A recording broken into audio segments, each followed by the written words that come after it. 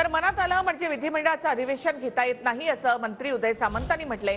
मंत्रिमंडळामध्ये झालेल्या निर्णयानुसार 20 तारखेला अधिवेशन होणार आहे। जरांगेंच्या मागणीवर उदय सामंत यांनी ही प्रतिक्रिया दिली। तर जरांगेंच्या जीवाशी खेळण्याचा क्रूर पाप सरकार करतंय असं खासदार विनायक राऊतांनी म्हटलंय।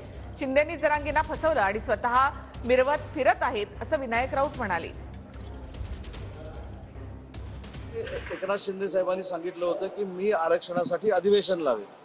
ते 20 तारखेला अधिवेशन आहे।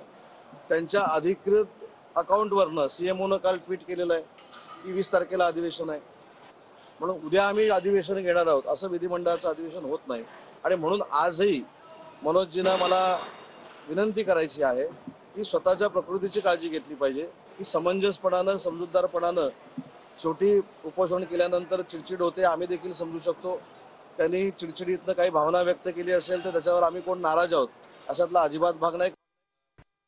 सकल मराठा समाजाला सरसकट आरक्षणाच्या मुद्द्यावर जरांगे पाटील जे आंदोलन करतायत त्या जरांगे पाटलांच्या जीवाशी खेळण्याचं क्रूर कृत्य हे महाराष्ट्राचे एकनाथ शिंदे सरकार करतंय। मागच्या वेळेला त्यांना फसवलं आणि स्वतःची टेंबी मिरवण्याचा प्रयत्न केला।